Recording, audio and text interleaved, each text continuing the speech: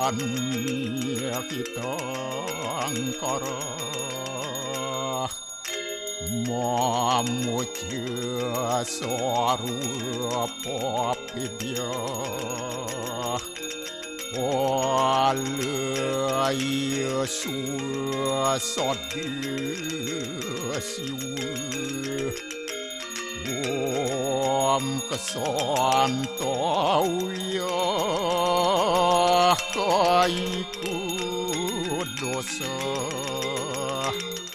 kesantauya wajiku mamu santauya manasu dosa permadat kesamam Om Santi Santi Santi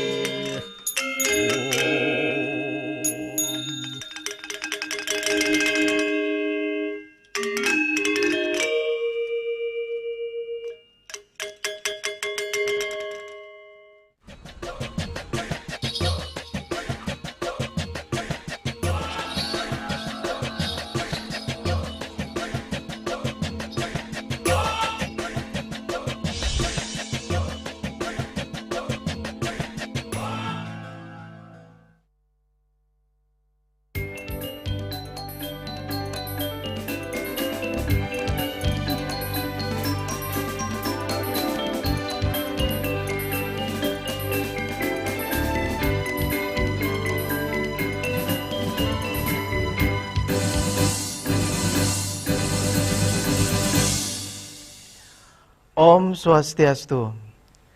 Pemirsa Bali TV seputar Bali kembali hadir dengan menyajikan sejumlah informasi menarik untuk Anda. Di antaranya adalah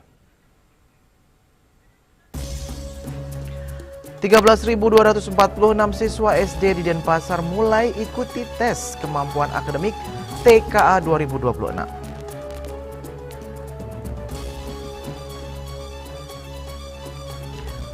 Perempuan Bali masa kini menjaga tradisi di tengah arus modernisasi. Jangan lewatkan juga informasi menarik lainnya yang sudah disiapkan tim redaksi kami. Bersama saya Dwi Priawan, inilah seputar Bali selengkapnya.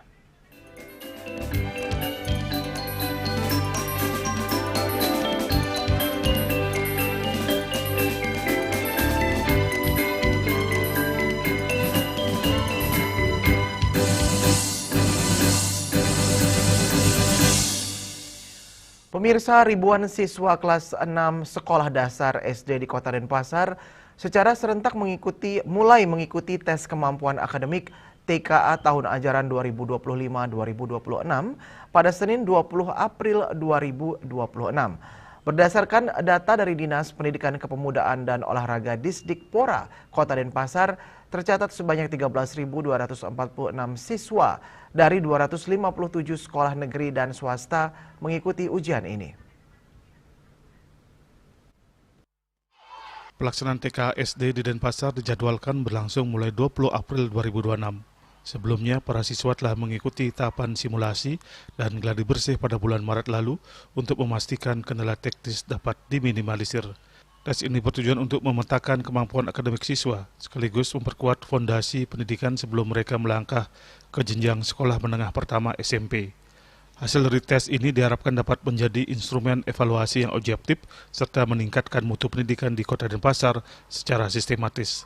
Seperti panduan tim liputan di SD Negeri 2 Dagin Puri Denpasar, pelaksanaan TKA berlangsung dengan tertib.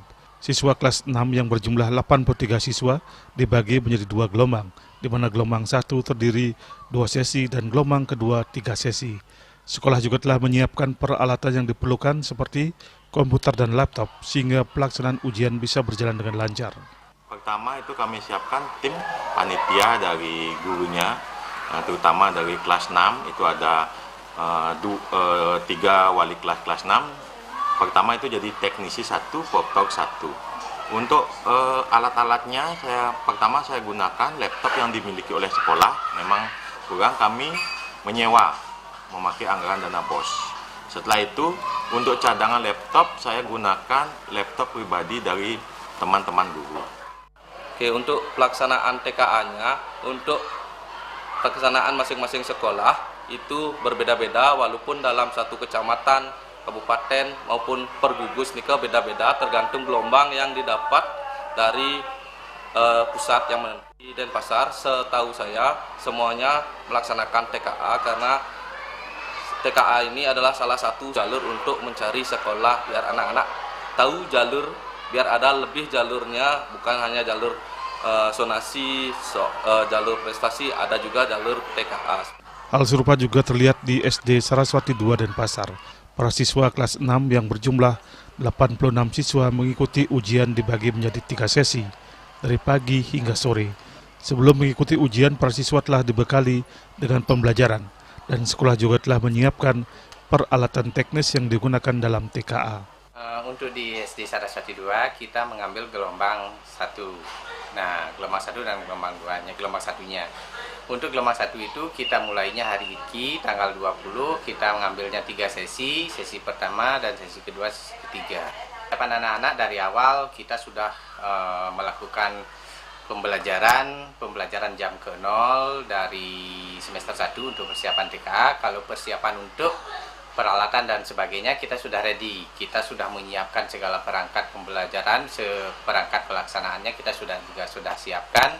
Awalnya sih saya kayak tegang gitu, tapi pas sudah mengerjakan tuh rasanya biasa aja. Jadi persiapan aja untuk mengikuti ujian apa aja persiapan? Ada pembinaan di sekolah sama saya belajar di rumah. Tadi soalnya susah-susah nggak? Ada yang susah, ada yang gampang, ada yang tengah-tengah. Siswa yang tidak bisa mengikuti TKA utama yang berlangsung hingga 30 April 2026 bisa mengikuti TKA susulan pada 11 hingga 17 Mei 2026. Sementara pengumuman hasil TKA akan dilaksanakan pada 24 Mei 2026. Eka Yana, Bali TV. Minggu ini semua sekolah menengah kejuruan atau SMK di Bali menggelar uji kompetensi UK setelah sebelumnya melakukan uji kompetensi keahlian UKK. UK menjadi istimewa karena pengujinya didatangkan dari dunia industri atau lembaga sertifikasi profesi LSP.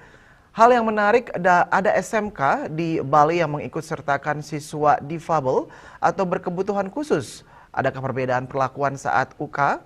Mari kita simak laporan berikut ini.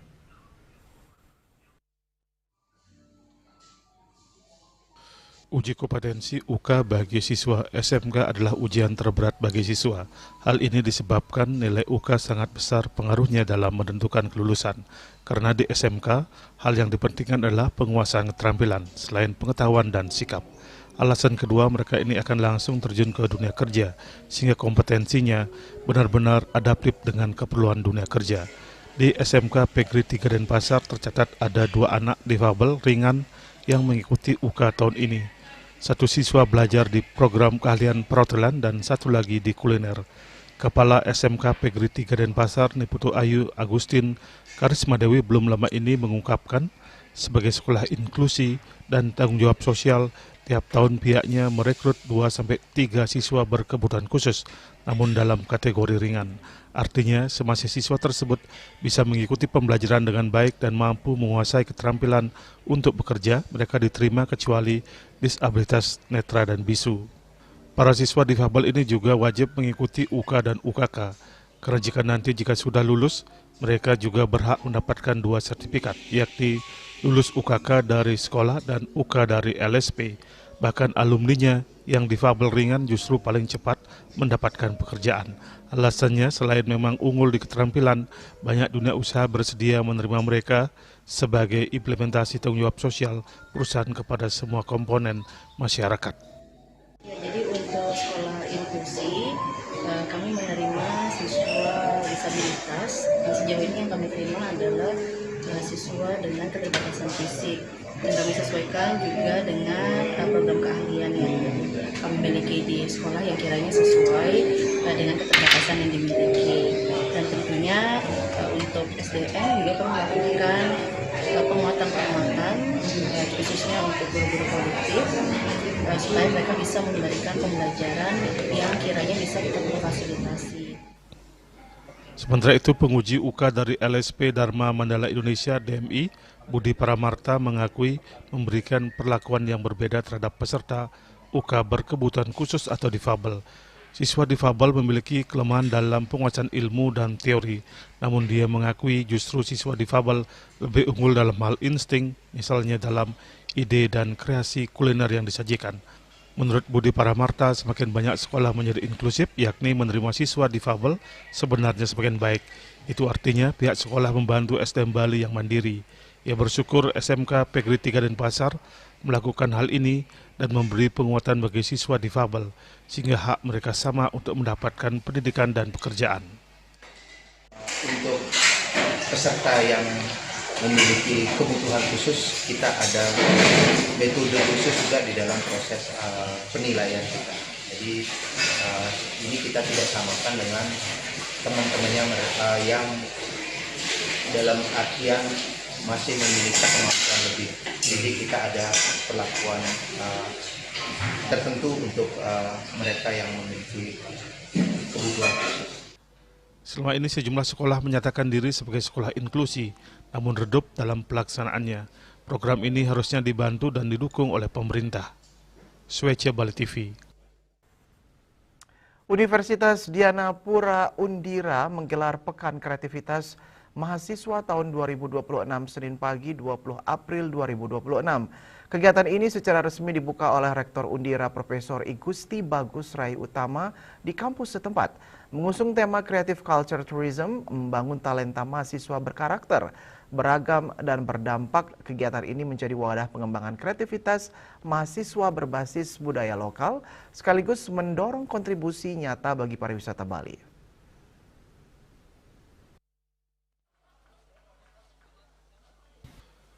Rektor Universitas Dianapura, Profesor Dr. I Gusti Bagus Rai Utama menyatakan, Pekan Kreativitas Mahasiswa agenda rutin tiap tahun, seusai mahasiswa melaksanakan ujian tengah semester. Sesuai tema yang diusung pada PKM tahun ini, Rektor Undira menegaskan bahwa pariwisata tidak dapat dipisahkan dari ekonomi kreatif. Menurutnya, tanpa kreativitas dan budaya, pariwisata tidak memiliki daya tarik. Bali sebagai destinasi wisata memiliki 3 kekuatan utama, yakni budaya, manusia, dan alam. Ini yang harus dijaga bersama. Dia juga menyoroti pentingnya pembenahan lingkungan, khususnya pengelolaan sampah, agar tetap mendukung keberlanjutan pariwisata Bali di masa depan. Selain itu, pihak kampus tengah melakukan reformasi dengan mengarahkan perguruan tinggi menjadi Career Development Center berorientasi global, guna mencetak lulusan yang mampu bersaing di tingkat internasional. Career Development Center yang arahnya internasional atau global talent. Nah, pada saat PKM ini nanti mungkin semester depan ya, atau tahun depan kita akan mengundang seluruh stakeholder pengguna lulusan baik dari dalam maupun luar negeri. Pada hari ini khususnya kita mengundang user atau dari cruise lain yaitu CTI yang menawarkan atau memberikan semacam informasi tentang job order. Itu adalah salah satu bentuk reform kami. Kampus itu tidak hanya mencetak tenaga SDM saja, tetapi dia mematchingkan dengan industri. Kebutuhan industri itu apa? Kita tidak cukup sekarang berorientasi pada dunia industri domestik, karena sudah jenuh ya. Kita kebanyakan orang, tetapi pekerjaan terbatas. Kita arahkan ke sekarang global talent atau ke international orientation job order. Sementara Ketua Panitia PKM 2026, Nikomang Saraswati menyampaikan PKM berlangsung selama 5 hari dari 20 hingga 24 April 2026 yang diisi dengan berbagai kegiatan seperti seminar nasional, lomba olahraga seperti voli dan futsal, dan pameran UMKM mahasiswa. Kegiatan yang berlangsung di Aula Gedung E, ruang teater, ruang konferensi, hingga lapangan kampus ini diharapkan mampu menjadi inspirasi bagi mahasiswa untuk terus berinovasi, sekaligus memperkuat peran generasi muda dalam pelestarian budaya dan pengembangan pariwisata Bali. Lomba futsal, lomba voli, dan lain-lain sebagainya. Dan tujuan untuk PKM tersebut ini untuk mengasah kreativitas mahasiswa. Pada pembukaan PKM 2026, digelar seminar sesuai tema PKM yang tahun ini menghadirkan pembicara Iwayan Gusdike selaku narasumber pertama, Putri Dwi Marani, dan Diva Satya selaku narasumber kedua dengan dipandu moderator IKD Abi Sastra Yoga. Winato dan Dek Putra, Bali TV.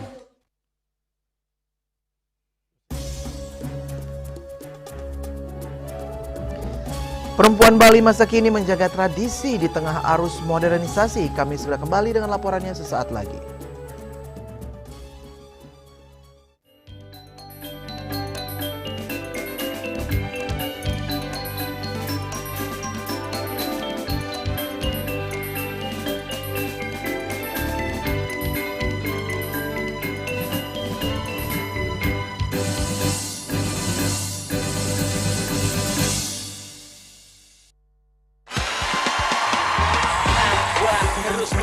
Seruput aja dulu. Luwak hitam baru dengan teknologi slow roasting bikin nyaman di lambung. Luwak hitam baru, nggak kemanisan, mantap. Seruput aja dulu. Luwak hitam baru dengan teknologi slow roasting bikin nyaman di lambung. Luwak hitam baru, nggak kemanisan, mantap. Cat kayu dan besi. Jeruk puniki kemarjang disampun aneka alit nek kulit. Metapang kalau kebos, mepandes utawi mesangi, mesin drama, antar ketua Banjar Jakarta Selatan hari di Jakarta Selatan malam pindah miwah toko-toko umat Hindu. Emansipasi miwah penyarengan kerama istri saha anggen cangin purikau wenten taler 6 TPS tani kaayahin oleh kerama istri inggian ring TPS 6.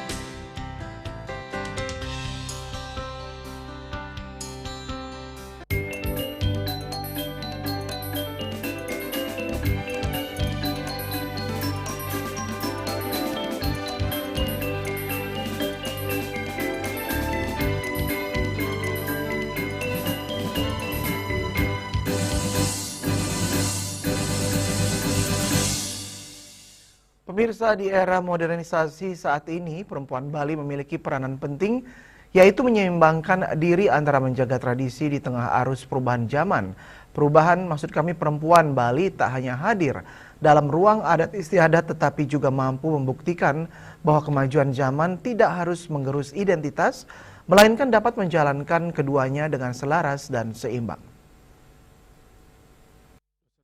Sastra Jawa Kuno, Fakultas Ilmu Budaya Universitas Udayana, Dewa Ayu Karma Miratdayanti mengatakan, perayaan Hari Kartini menjadi momentum pengingat bahwa perjuangan perempuan adalah sebuah proses panjang yang belum usai, khususnya dalam meraih kesetaraan dan hak yang sama di berbagai aspek kehidupan. Sebagai perempuan Bali sekaligus akademisi, ia menilai bahwa kondisi emansipasi perempuan Bali di era modern berada pada posisi yang unik dan dinamis. Perempuan Bali hidup di antara dua ruang yang berjalan beriringan, yakni tradisi dan modernitas. Dalam situasi tersebut, perempuan dituntut mampu menyeimbangkan berbagai peran. Ia menjelaskan perempuan Bali tidak hanya menghadapi peran ganda, tetapi seringkali menjalani peran berlapis. Selain tanggung jawab domestik di rumah dan pekerjaan profesional di kantor, perempuan Bali juga memiliki kewajiban adat yang kuat. Kondisi ini menjadi beban yang dipikul tidaklah mudah. Ia mendekankan perkembangan era digital dinilai membawa peluang baru. Kehadiran teknologi membuka ruang yang lebih luas bagi perempuan untuk tetap berkarya dan mengekspresikan diri. Jika sebelumnya banyak perempuan yang harus mengorbankan karir setelah menikah dan memiliki anak, kini terdapat berbagai alternatif untuk tetap produktif. Jadi kalau kita lihat saat ini perempuan Bali itu ada di posisi yang unik dan dinamis ya. Jadi kita hidup di ruang yang antara tradisi dan juga modernitas itu berjalan beriringan. Tetapi saya melihat bahwa perempuan-perempuan Bali adalah perempuan-perempuan tangguh yang selalu mampu untuk menyeimbangkan peran-peran tersebut. Jadi kita bisa lihat ada banyak sekali perempuan Bali yang mendapatkan pendidikan yang tinggi, kemudian menduduki juga posisi-posisi yang strategis begitu ya. Tetapi seberapa tinggi pun pendidikan mereka, kemudian seberapa cemerlang pun karir mereka, mereka tidak pernah meninggalkan adat, tradisi, dan juga budaya Bali itu. Jadi mereka selalu bisa menyeimbangkan perannya, walaupun itu bukan sesuatu yang mudah ya, karena perempuan Bali kan kadang-kadang tidak hanya peran ganda, bisa lebih daripada itu ya, pekerjaan domestik di rumah, kemudian juga pekerjaan di kantor, belum lagi adat juga ya, itu adalah sesuatu yang sangat berat. Dan di era digital seperti sekarang sebenarnya kita juga bisa mengambil sesuatu yang positif ya, karena dengan adanya era digital kita mendapatkan ruang yang lebih luas dan juga panggung yang lebih besar bagi pada perempuan Bali untuk berkarya dan juga berkesenian. Sehingga kalau dulu ada perempuan-perempuan yang saya katakan kurang beruntung setelah menikah, punya anak, kemudian karirnya mati begitu ya, tapi sekarang ada celah bagi mereka untuk tetap berkarya, sehingga kita bisa lihat bahwa sekarang ini ada banyak sekali Kartini-Kartini kreatif yang masih bisa tetap berkarya dengan caranya sendiri, misalnya mengajar online, kemudian juga berjualan online, dan juga menjadi konten kreator. Ya, jadi saya rasa itu adalah perjuangan mereka sesuai dengan versinya sendiri. Ia juga mengajak dan mengingatkan kepada perempuan Bali pentingnya terus belajar, berbenah dan mengembangkan diri di era digital. Dengan begitu, peluang untuk berkarya akan selalu terbuka bagi siapapun yang siap beradaptasi dan berkembang. Bunga Widrayani, Bali TV. Peran perempuan dalam agama Hindu tidak hanya terlihat dalam praktik keseharian, tetapi juga memiliki landasan filosofis yang kuat dalam berbagai sastra suci. Hal ini disampaikan oleh Ketua PHDI Kota Denpasar, Imade Arka, dalam pemaparannya mengenai pentingnya posisi perempuan dalam kehidupan beragama dan budaya Hindu.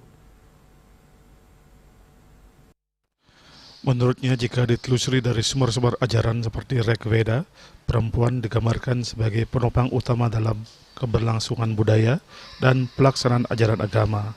Peran tersebut tidak hanya simbolis, melainkan menjadi bagian esensial dalam menjaga keseimbangan kehidupan spiritual dan sosial. Lebih lanjut, dalam Upanishad, konsep perempuan juga banyak dimunculkan dalam berbagai teks yang menekankan kedalaman spiritual dan kebijaksanaan. Sementara dalam epos Mahabharata, tokoh Drupadi menjadi contoh nyata bagaimana seorang perempuan memiliki pengaruh besar terhadap jalannya sejarah dan dinamika kehidupan. Hal serupa juga tergambar dalam Ramayana melalui sosok Dewi Sita yang melambangkan kesetiaan, keteguhan, dan peran penting perempuan dalam menopang nilai-nilai Dharma. Selain itu, figur Dewi Saraswati menjadi simbol bahwa perempuan adalah representasi dari ilmu pengetahuan dan kebijaksanaan yang mendalam. Nah, pertanyaan yang selanjutnya, bagaimana wanita Hindu itu bisa berperan dalam satu kehidupan? Nah, ini yang sering menjadi perdebatan di dalam keseharian kita semua, bahwa kadang-kadang menyampaikan bahwa wanita terus tunduk dengan laki-laki. Wanita terus nurut dengan suaminya. Wanita itu harus atau tidak mempunyai hak dalam satu keluarganya. Padahal sebenarnya kalau dari esensi terkait dengan teologi, wanita yang di agama itu sangat berperan penting. Coba kita lihat sekarang. Saktinya Dewa Brahma adalah Dewi Saraswati. Saktinya Dewi Wisnu adalah Dewi Sri. Saktinya Dewa Siwa adalah Dewi Parwati. Nah, disinilah sebenarnya kehidupan itu kita harus saling menopang.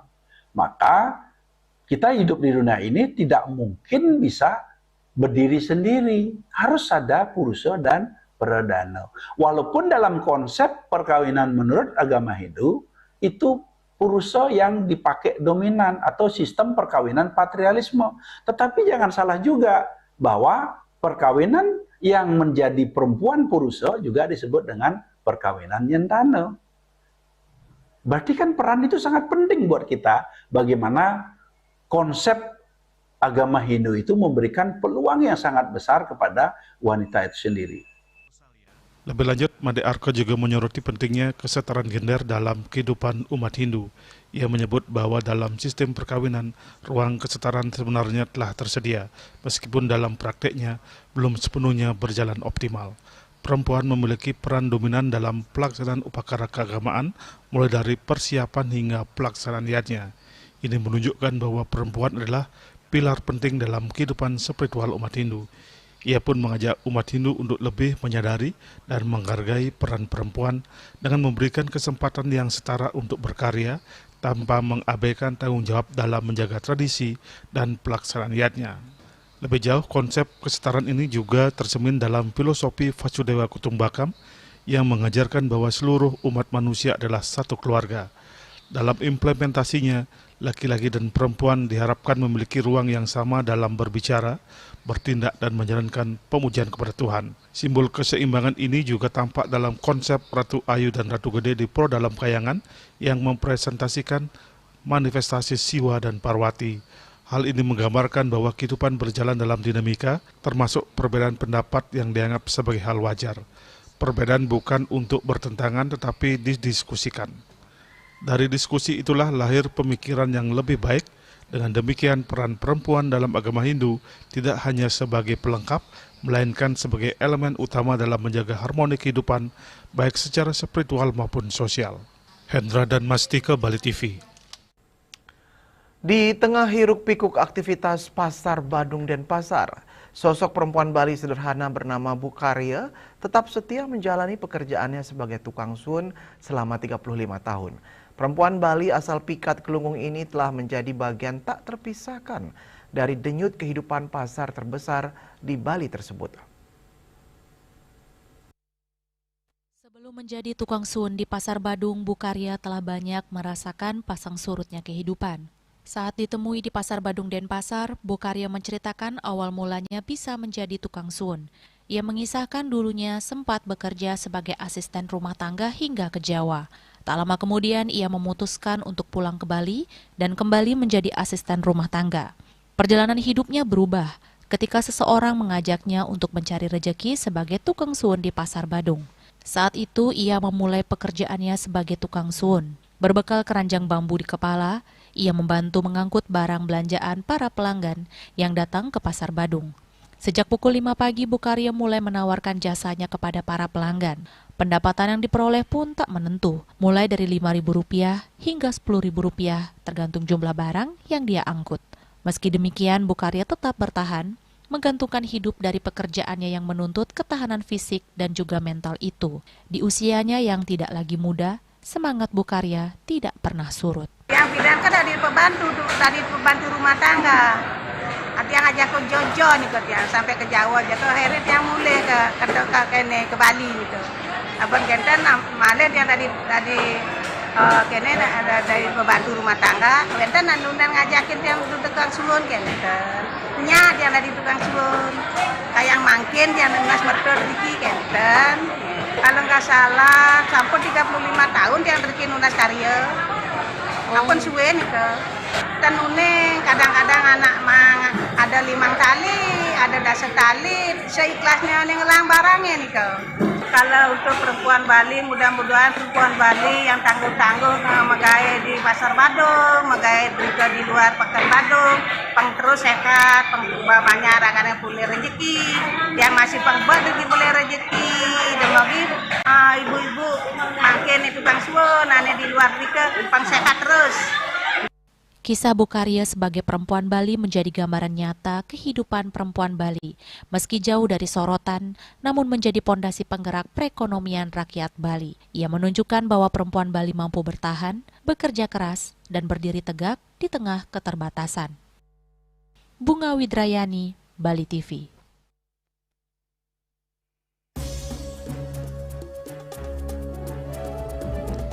Kami akan segera kembali dengan informasi pengelolaan sampah di YTW Sanur diperkuat lewat kolaborasi lintas pihak.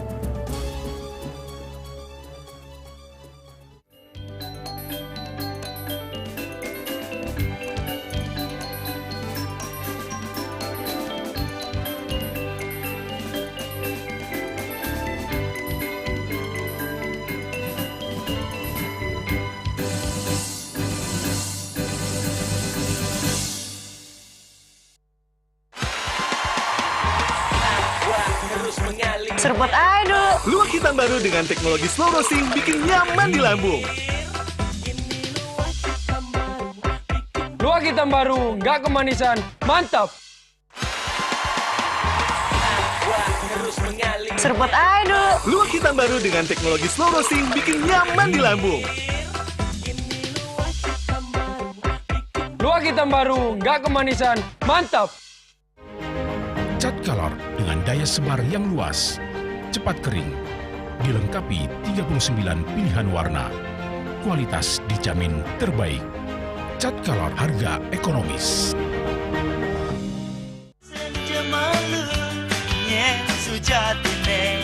Ada di lohe terus terang beli yang sama ngari terus terang beli nganti mati kalau matang landingin kamu tenis. Saksikan Bali Playlist setiap hari pukul 13 dan 14 WITA hanya di Bali TV.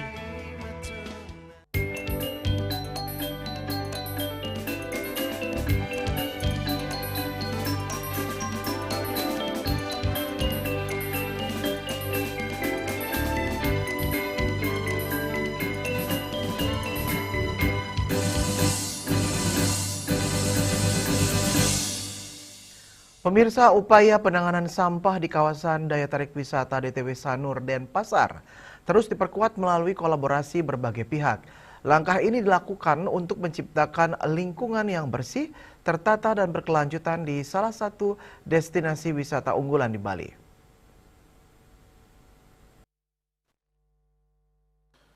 Dihubungi via telepon, Ketua Bupda Sanur Ida Bagus Wahyu menegaskan bahwa penanganan sampah di kawasan daya tarik wisata Sanur terus diperkuat melalui kolaborasi berbagai pihak. Ia menjelaskan bahwa pengelolaan sampah saat ini di Desa Adat Sanur untuk para pedagang dan pelaku usaha melibatkan Depo TPS 3R Cemara Desa Sanur Kaja dan Dinas Lingkungan Hidup dan Kebersihan. Kerjasama ini difokuskan terutama pada proses pengangkutan sampah baik organik maupun anorganik dan residu agar dapat ditangani secara lebih efektif. Sejak 1 April, pihaknya juga telah mengintensifkan sosialisasi terkait pemilihan sampah kepada para pelaku usaha di kawasan DTW Sanur. Sebagai bagian dari tindak lanjut telah disediakan fasilitas tempat sampah yang terbagi dalam 3 kategori, yaitu organik, anorganik, dan residu. Langkah ini dilakukan guna menciptakan lingkungan yang bersih, tertata, dan berkelanjutan di salah satu destinasi wisata unggulan di Bali tersebut. Ida Bagus Wahyu menambahkan penerapan iuran jasa pengangkutan sampah diberlakukan secara bervariasi, mulai dari Rp50.000 per bulan. Besaran iuran tersebut disesuaikan dengan jenis usaha dan hasil evaluasi terhadap volume sampah yang dihasilkan masing-masing pedagang. Penetapan ini juga dilakukan dengan tetap berkoordinasi bersama pihak depo guna menjaga kesesuaian layanan. Pernyataan tersebut turut dibenarkan oleh salah satu karyawan di sebuah usaha di Sanur. Ia menyampaikan bahwa pihaknya telah menerima arahan dan himbauan dari pihak Bupda Sanur terkait pemilihan sampah sesuai kategori yang telah ditentukan. Di sini ada tiga pilihan, ada residu, anorganik sama organik. Untuk mulainya sudah dari 2 mingguan yang lalu. 2 minggu yang lalu. Untuk kan sudah ada suratnya dari Bupda ke sini, terus kita sudah lakukan. Dengan penguatan kerjasama serta edukasi yang dilakukan secara berkelanjutan, diharapkan pengelolaan sampah di kawasan DTW Sanur dapat berjalan lebih optimal dan mampu mendukung keberlanjutan lingkungan dan pariwisata di wilayah Sanur. Yana Bali TV. Badung sebagai daerah pariwisata sangat membutuhkan keamanan dan kenyamanan yang bersinergi dengan organisasi kemasyarakatan.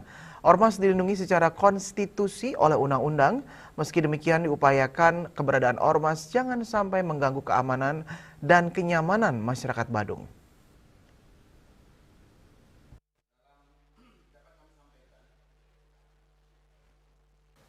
Menurut Ketua Pansus dan Perda Ormas, Gusti Lanang Umbara, tujuan pembentukan Ormas membantu pemerintah dan masyarakat jangan malah mengganggu kenyamanan masyarakat Badung. Ditambahkan secara substantif, kearifan lokal harus masuk dalam memberikan rekomendasi jangan sampai Ormas yang ada tidak mengenal kearifan lokal Bali dan memiliki KTP Badung. Secara substantif tentunya yang pertama kita atur aturan-aturan yang kita akan buat itu harus sesuai dengan undang-undang yang sudah ada, undang-undang negara Republik Indonesia atau undang-undang yang lebih tinggi.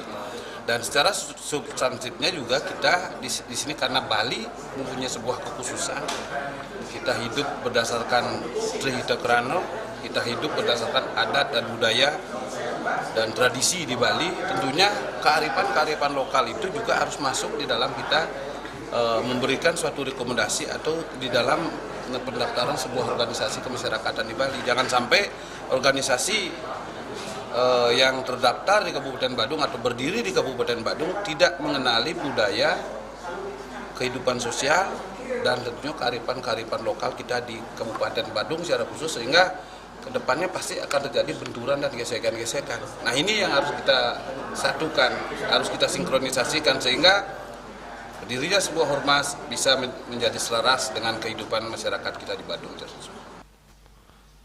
Lanang Umbaro mengatakan terkait sanksi, PP 58 mengatur pembekuan dan pembubaran serta punishment kepada ormas yang melanggar. Agus Sudetmike, Bali TV.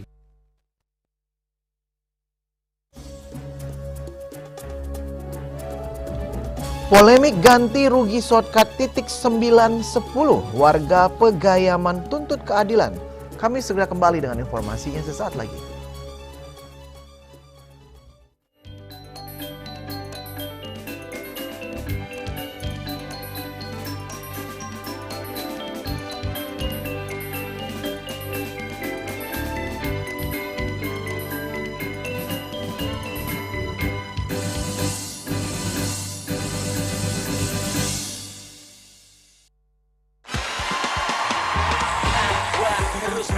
Seruput aduh. Luwak hitam baru dengan teknologi slow roasting bikin nyaman di lambung.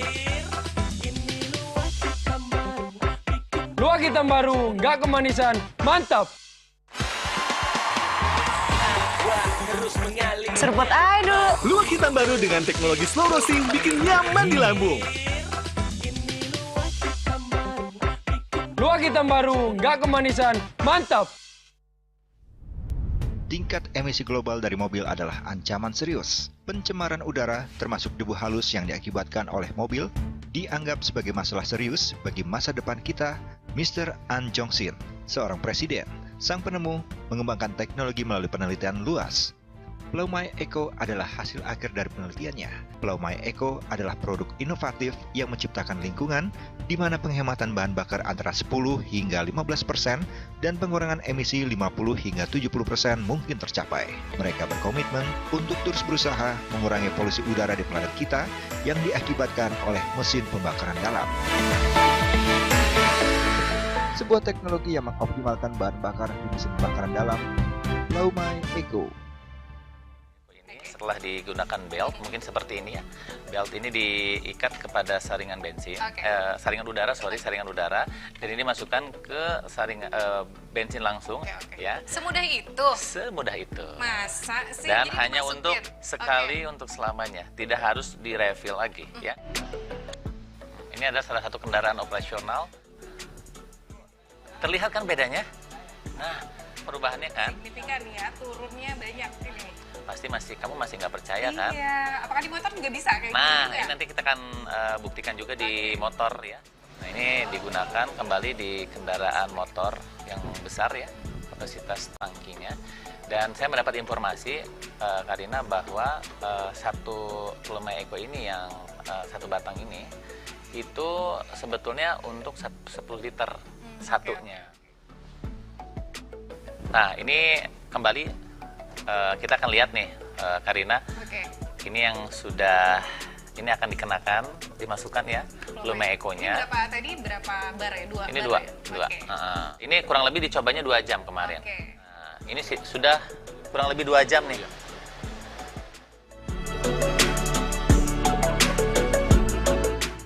Sebuah teknologi yang mengoptimalkan bahan bakar di mesin pembakaran dalam.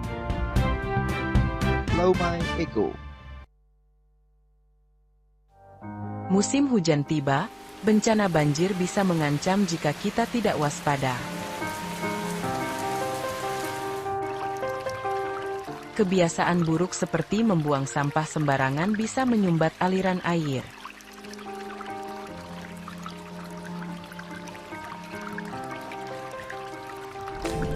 Kita bisa mencegah banjir dengan bergotong royong, menjaga selokan bersih, dan menanam pohon.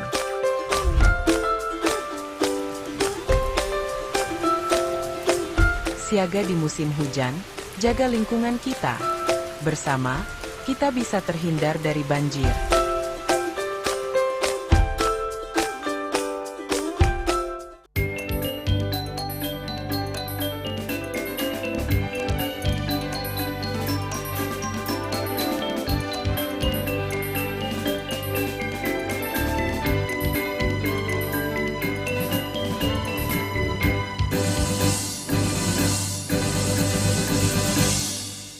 Pemirsa, polemik ganti rugi lahan proyek strategis shortcut Singaraja Menguitani titik 910 kembali memanas.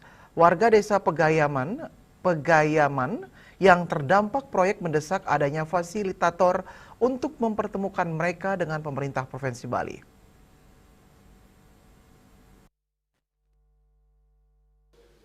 Warga desa Pegayaman mengaku jenuh karena proses ganti rugi lahan dinilai berlarut-larut tanpa kejelasan. Mereka menegaskan proyek pembangunan jalan strategis tersebut tidak seharusnya mengabaikan hak masyarakat terdampak.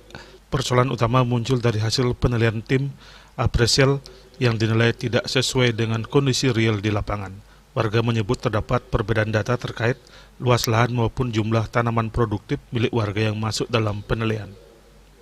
Anggota DPRD Kabupaten Buleleng, Haji Mulyadi Putra mengatakan pada audiensi tahun 2021, Gubernur Bali Iwayan Koster sempat menjanjikan penyamarataan harga tanah agar tidak terjadi ketimpangan antar lahan yang bersebelahan.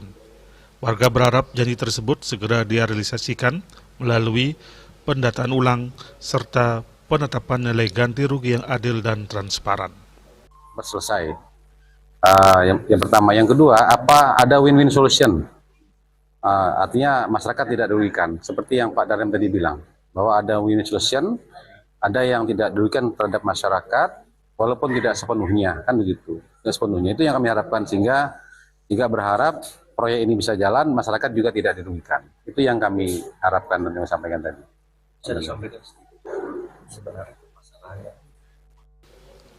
Sementara itu, kuasa hukum warga Hilman Eka Rabani menegaskan masyarakat tidak menolak pembangunan proyek shortcut.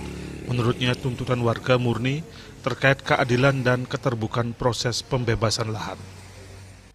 Jangan sampai proses proyek berjalan tanpa menyelesaikan persoalan terlebih dahulu dengan masyarakat. Karena mau nggak mau, apalagi ini proyek strategis nasional katanya. Mau nggak mau kan jangan sampai ada masyarakat yang dirugikan terkait pembangunan proyek. Warga berharap pemerintah segera membuka ruang dialog agar pembangunan infrastruktur tetap berjalan tanpa mengorbankan hak masyarakat. Yasri Yuli, Bali TV. Komisi Pemberantasan Korupsi KPK kembali melakukan penahanan terhadap seorang tersangka dalam pengembangan perkara tindak pidana korupsi berupa pemerasan di lingkungan pemerintah Provinsi Riau tahun anggaran 2025. PLT Direktur Penyidikan Ahmad Taufik Hussein mengungkapkan satu orang tersangka baru yang ditetapkan dan ditahan adalah Ajudan Gubernur Riau nonaktif Abdul Wahid berinisial MJN.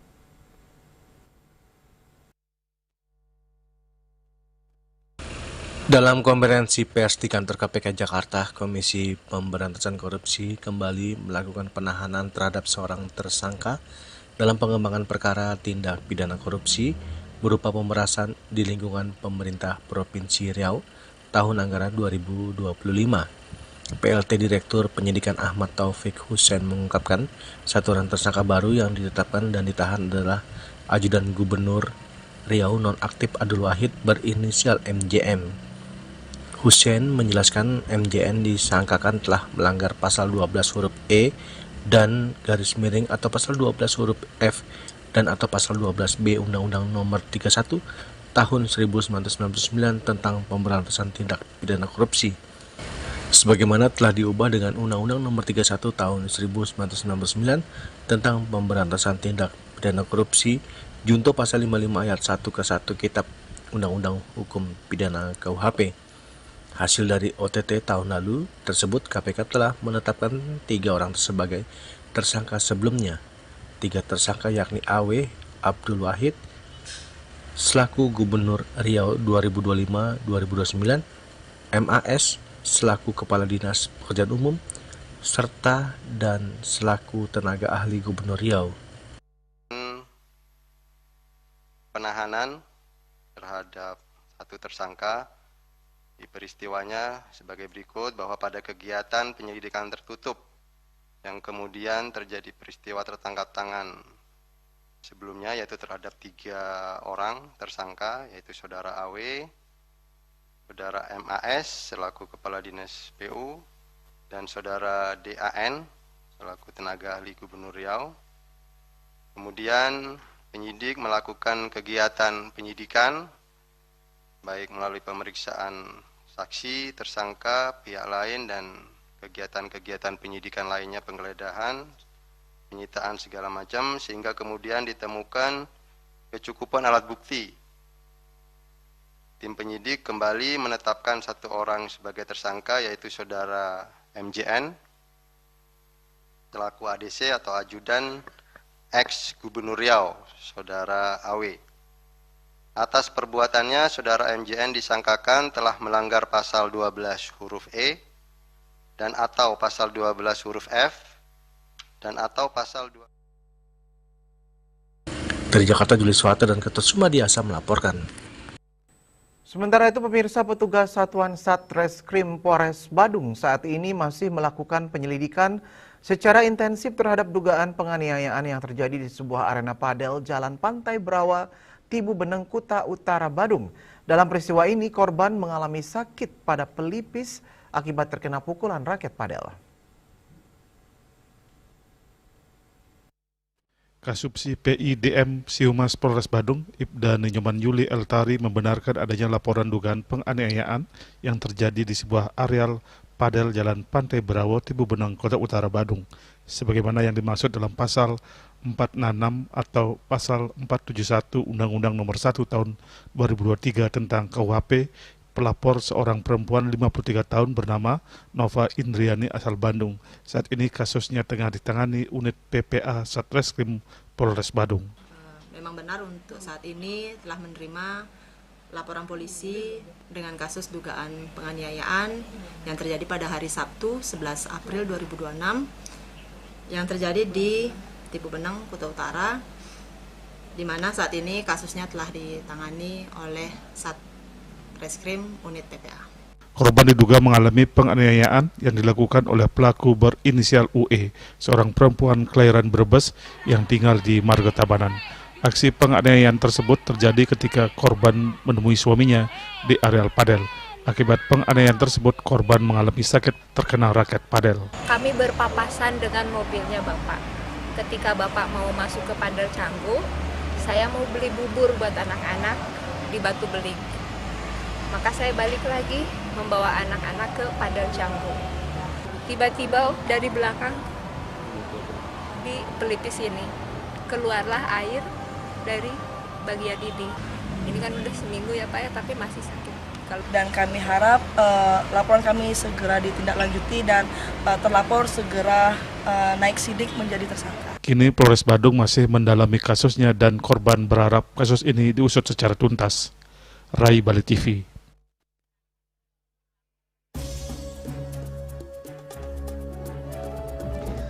Pemirsa, jangan beranjak dulu, kami segera kembali dengan laporan jelang karya di Pura Samuan 3, Kerama Adat Bedulu mulai ngayah.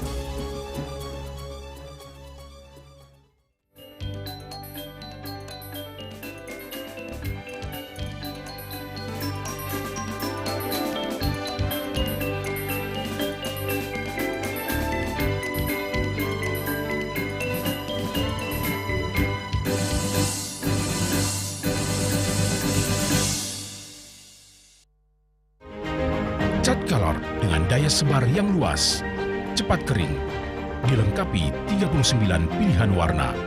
Kualitas dijamin terbaik. Cat color harga ekonomis.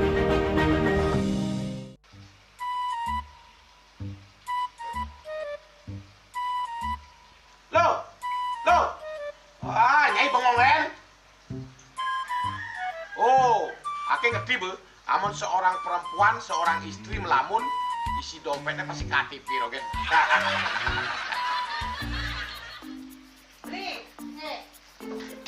Awake hanya belajar lebih tenang menikmati hidup dengan proses tanpa harus protes.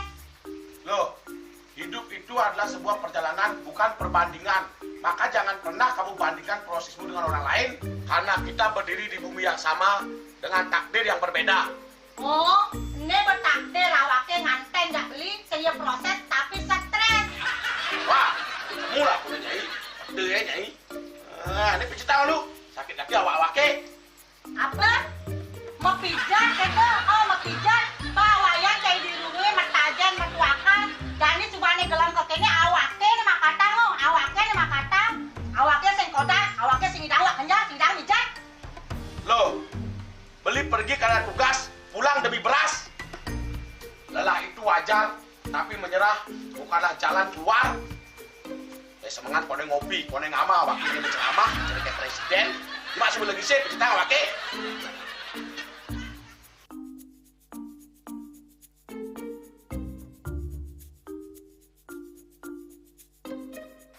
Kene be, kene ini awake makatang, awake bermedati ngencanang dongkang ini. Oh, kadang timpalnya jadi makatang. Ngajak ke saya dilindungi wayan. Ini, ayo kemana jangan bicaranya nih lo. Ini saya bicarkan awake jangan beli, langise ane jangan. Wah, si lagi sini ada ngorek tempe semangat aja kangon. Melang saya beli ngomong, ini madan minyak gana pati. Aduh, sudah lo, besarnya beli lo. Pemelaan nih. Pemelaan, jangan nggak dikasat lagi sini. Apa dikasat lagi sini lo? Coba tinggalin. Ini di HP ini nak ada beli. Nak liu kasihatnya nih beli bati nak nganggon minyak gana pati ada nih beli meringankan apa ada nih kaki terkilir, keseliur, ematik, pegelinu, pilak, kesemutan, bangcang sakit pokoknya menggenap kasihatnya nih. Nih, mana gitu? Ini kan saya nak anaknya, awaknya saya ketakonan. Jadi awaknya bersehat. Jadi awaknya bisa nyai di kamar ini. Aku asingnya. Asingnya nyai, awaknya bersehat di kakak lain nyai. Beli. Baik.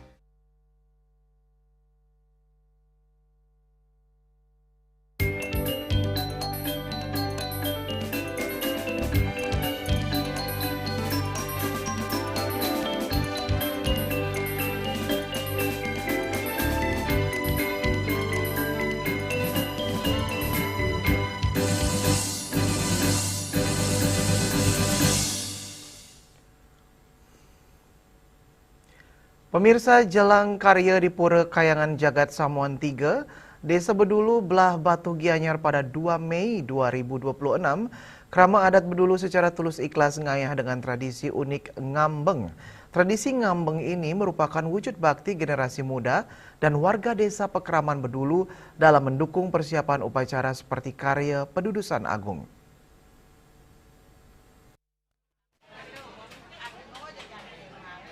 Krama adat Bedulu mulai dari anak-anak, pemuda hingga orang tua tumpah ruah ngayah di pura, ngaturang ayah, mempersiapkan bebandenan, memasang piranti suci hingga mengecat perada. Banyaknya jumlah krama untuk ngaturang ayah, pihak panitia pura menugaskan satu banjar untuk mempersiapkan pica atau makanan dan minuman untuk pengayah. Menurut Manggala Karya I Gusti Ngurah Made Serana, sebelum memulai mempersiapkan sarana upakara piodalan, didahului dengan ritual nyambut karya pada 16 April 2026. Sebelum puncak karya pada tanggal 30 April 2026 juga akan dilangsungkan prosesi Tawur Agung. Kemudian penyindeban Ide Petara dilaksanakan pada 14 Mei 2026. Sehari sebelumnya pada 13 Mei 2026 akan dilangsungkan prosesi Melasti ke Segara atau Pantai Mas Jati dengan berjalan kaki kurang lebih sepanjang 13 km. Berkaitan dengan pengelolaan sampah selama karya, seluruh panitia karya sudah menyiapkan teknik tertentu melalui sistem pemilihan dan pengangkutan. Para pemuda juga diarahkan agar tidak menggunakan plastik sekali pakai dan membawa sisa sarana upakara kembali pulang atau dibawa ke tempat sampah yang telah disediakan. Juliana, Bali TV.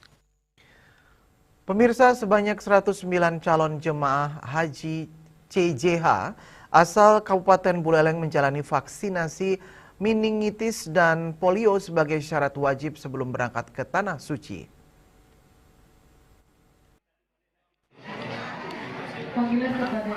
Menjelang keberangkatan ibadah haji, ratusan CJH Buleleng mengikuti tahapan akhir persiapan berupa penyuntikan vaksin meningitis dan polio. Vaksinasi ini menjadi syarat kesehatan yang ditetapkan oleh pemerintah Arab Saudi bagi seluruh jemaah haji. Seluruh jemaah haji mendapatkan vaksin meningitis serta tambahan vaksin polio yang kini juga menjadi persyaratan masuk ke Tanah Suci. Kepala Kantor Kementerian Agama Kabupaten Buleleng, Agus Anurrahman, menjelaskan bahwa vaksinasi ini merupakan tahapan akhir dari seluruh rangkaian persiapan haji yang telah mencapai 95%. Selain itu, sertifikat vaksin menjadi syarat mutlak yang terintegrasi dalam sistem komputerisasi haji terpadu bidang kesehatan tercatat. Sebanyak 24 jemaah juga harus mendapatkan vaksin COVID-19 sebagai persyaratan tambahan.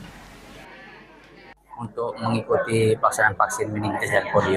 Karena salah satu syarat kami di sistem kesehatan, komunikasi terpadu kesehatan itu ada kolom terkait dengan vaksin memang sifatnya wajib diminta oleh pihak Arab Saudi.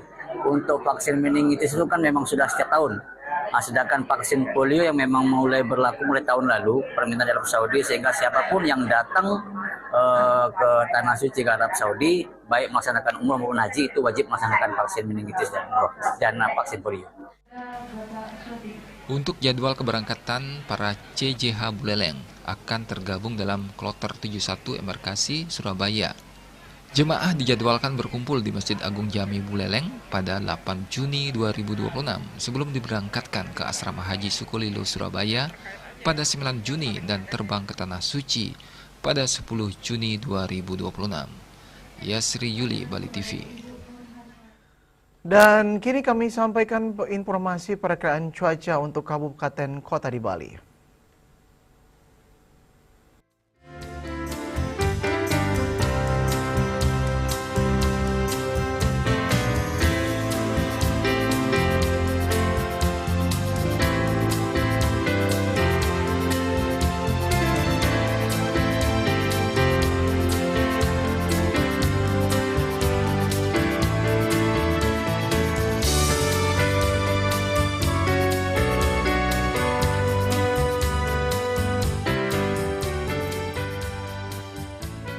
Pemirsa, seputar Bali bersama Minyak Apun Ganapati Usada Bali Keluarga Sehat. Update terus informasi Anda dengan subscribe dan like YouTube channel Bali TV @News Bali TV.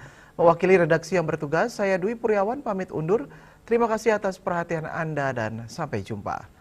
Om Santi Santi Santi Om.